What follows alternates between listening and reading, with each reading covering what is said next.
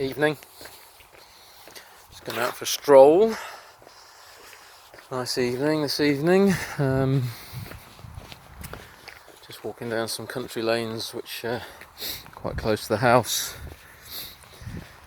And just thought I'd take the opportunity in this moment of quiet to do a little video. And quite enjoy doing these videos really, because it helps me kind of organise my thoughts around certain subjects, be they mundane or otherwise. So if I bore you, no apologies made. So today was all about, for me, it was all about discernment, There's various levels of discernment that we have to sift through in our lives. Just see the lane I'm walking down, cows in the field up there.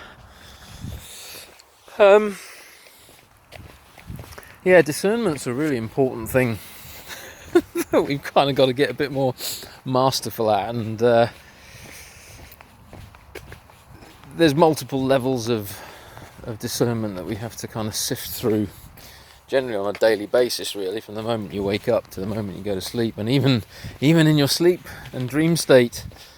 The astral planes can be quite interesting at times if you ever manage to become lucid within your dreams, and in many ways they require more discernment at times than what we would class as our physical state.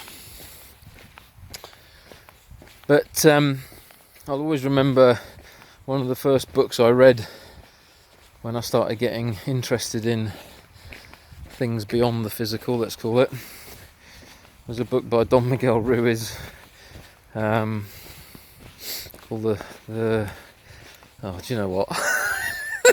the name of the book slipped my head. 5 Agreements, I think it was. Fifth Agreement. The Fifth Agreement.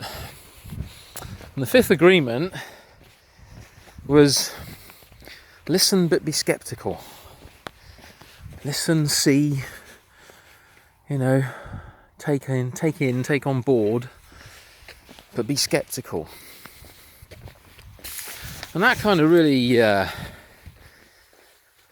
a chord with me for various reasons in my life, because more often than not we can be quite trusting at times, and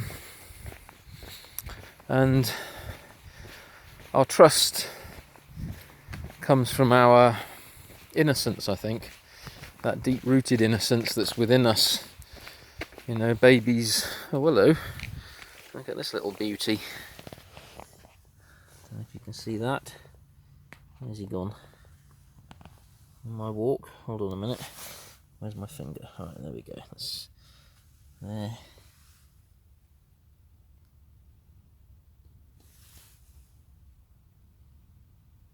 I'll try and pick him up a minute, because there's some pretty heavy traffic on this lane at times. There we go. Got a little friend. I'm going to stick him in the hedge. There you go, buddy. Have a nice evening. Saved a life! What was I talking about? 5 levels of agreement. Discernment. Be skeptical. Listen but be skeptical. When you're a baby, you have that joyous, naive innocence about you, which is purely trusting. And the world soon knocks that out of you with various environmental factors and conditions and parental upbringings and peer interactions and schoolings and whatnot. So trust is an interesting issue, particularly for me at the moment, regarding everything that's going on in the world. So I always kind of come back to that tenet, which is all about listening but being skeptical. We've got a few little friends here. Want to say hello for the evening. Hello. Peacefully chomping on the grass. Very trusting animals. You know, these bullocks here, they're probably going to be going off for slaughter, but they don't know that, do they? They're not aware of that, bless them. They're just happily head down, chomping on the grass, trusting the process of life, not knowing that at some point they're going to be herded up, put in a van and taken to an abattoir. And what makes that any different to us as so-called human beings? Are we innocently trusting our journey at the moment through life without questioning much? Are we innocently trusting our journey through life by believing in what others say? Are we innocently trusting our journey through life by giving our power and our authority, our own inner authority, away over to external means of authority? Are we just naively trusting our journey through life by succumbing to certain types of information that get projected at us by various means, various channels, be they physical or potentially spiritual? And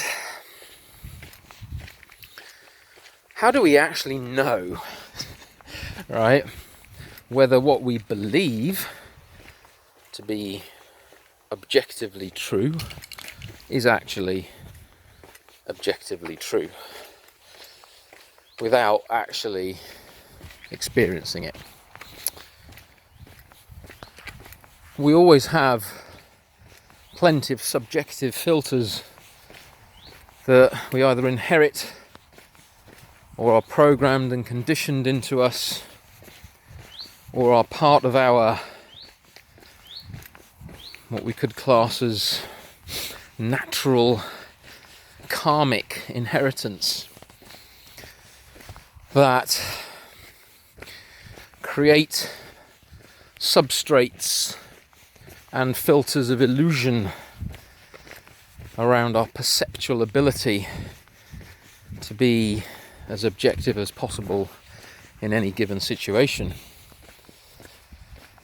And these substrates can at times serve us if we're playing the game, but more often than not are veils that need to be thinned and worked through in order to be able to expand our awareness, our conscious awareness, into greater levels, let's call them, more expanded levels, more intelligent and knowledgeable levels.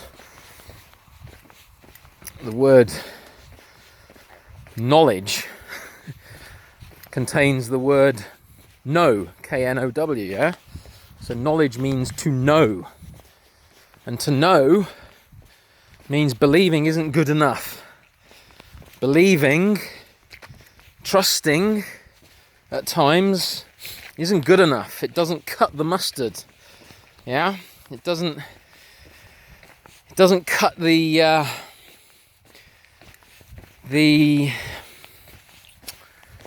alright, it doesn't cut the need for certain levels of spiritual or physical discernment that are required to really start to know things, okay? Gnosis. The Gnostics of old, the Christian Gnostics, the mystics, their path was the path of knowledge, not the path of belief. And the path of knowledge means to experience life to its fullest, to question everything, to see into things, to be discerning, to be skeptical about the information that is projected around you. to be skeptical of what people say to you, to be skeptical of absolutely everything. And I've spent the last few months, through various media, just being a contrarian, let's call it, because I love playing the game of polarity at times, and I don't really care which side of the pendulum I swing on at times. I work a lot with the rune Dagaz, and once you start to look at that rune in a bit more depth and start to really work with that rune, you realise that whatever side you're playing on, it's still part of the same game, okay? And so sometimes it serves to play opposites. Sometimes it serves to be the bad cop versus the good cop, yeah? Sometimes it serves to set and send, I would say, pockets or rockets of contrarian information for those that are ready, whether the information is right or wrong, to actually start to promote discernment in the mind. So even if the information is correct or not, the purpose of putting it out there is to get to people to think and do their own research, to really start to listen, look, but be skeptical, and come to your own experiential knowledge before choosing action that either is going to serve you or serve others in the most life-promoting way possible. So,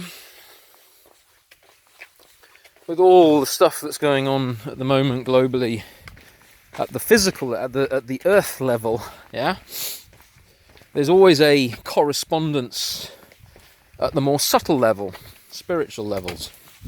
I mean, it's all spiritual, right? But I'm trying to kind of explain the layers of the cake, yeah? It's all spiritual.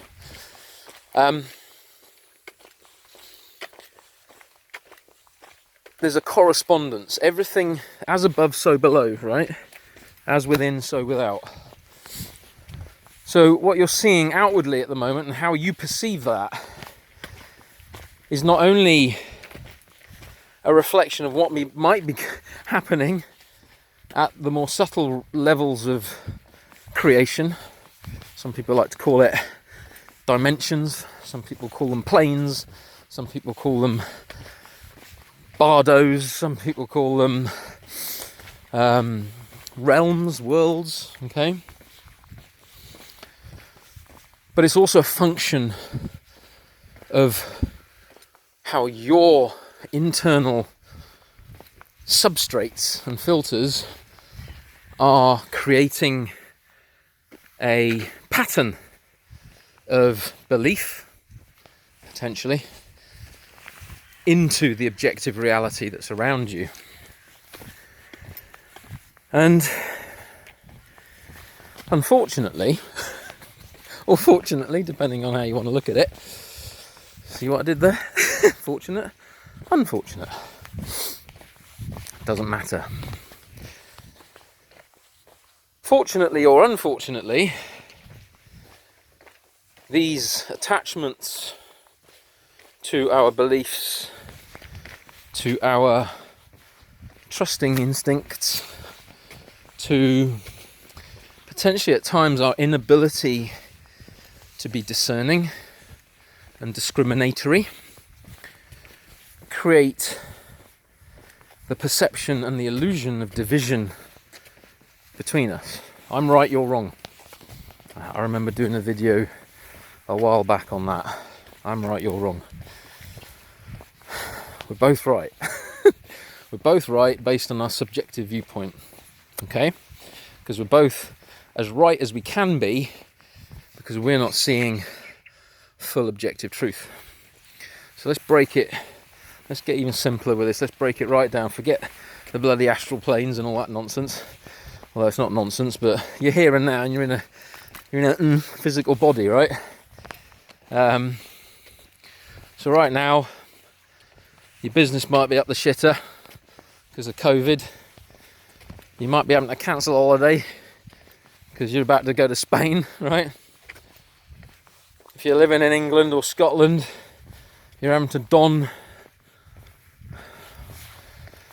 and I must use my words carefully here, a face mask to enter premises in order to stock up on essential supplies for your life, and various other loops and hoops and crazy things that we got to jump through in order to feel the illusion of being safe. Okay, be safe. That's the biggest illusion on the planet, right? Be safe. Okay. I just giggle every time someone says to me, "Be safe, Rich." I say, "Do you know what? How do you know, right? If a meteor ain't going to hit tomorrow, how do you know the day of your death? How do you know if you're going to come down with some horrible freaking disease in a week's time?" I'd rather not be safe, thank you. I'd rather be discriminatory and discerning. I'd rather create an objective view of my reality and make decisions based on living my life so I can experience it to the full, rather than being safe. Being safe keeps you small.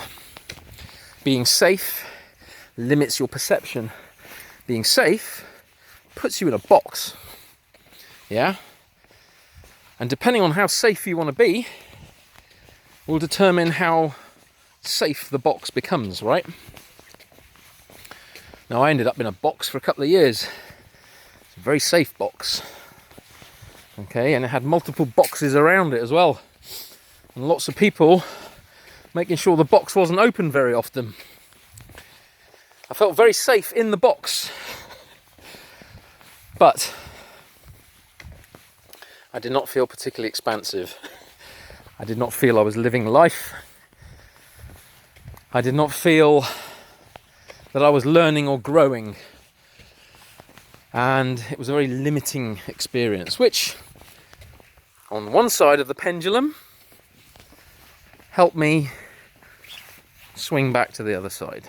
And at some point, through discernment, discrimination, skepticism, questioning, objective thinking, we can find balance, okay? And so I look at the world at the moment and all the craziness that's going on, and there's no balance, right? There's no one really, well, there are people questioning, there are people being discerning, there are people standing up and looking for truth. But the truth needs no defense, okay? The truth just is. The truth is purely objective. It has no substrates in front of it, right? So to get to the truth, you have to experience it. Yeah? I mean, I could pretend to you now that I'm walking, I don't know, walking through a field. You know, you got trees, you got hedgerows, right? Evening sky, it's quiet, some birds tweeting.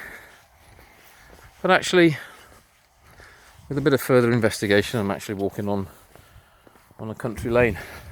There are fields around me, but you know, I'm actually walking on tarmac.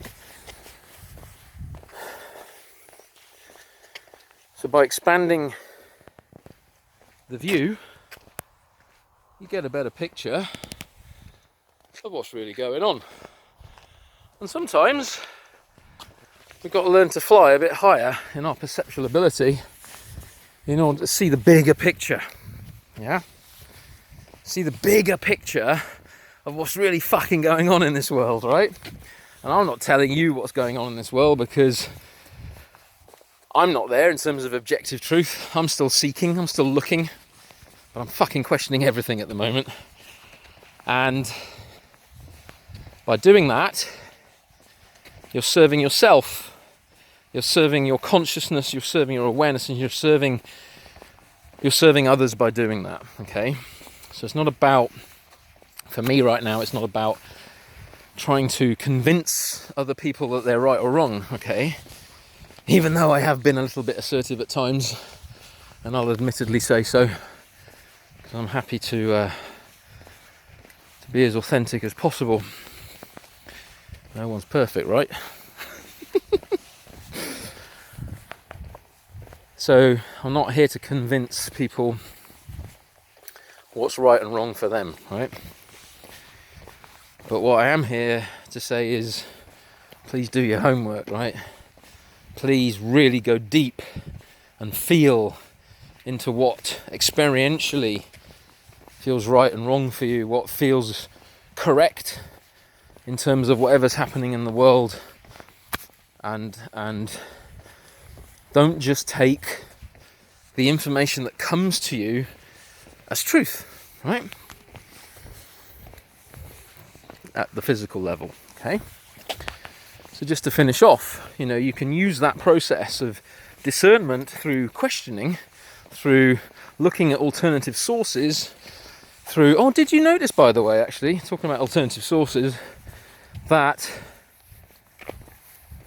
the death rate for COVID 1984 has suddenly gone down by about 30,000 people in the UK. Where was that on mainstream news?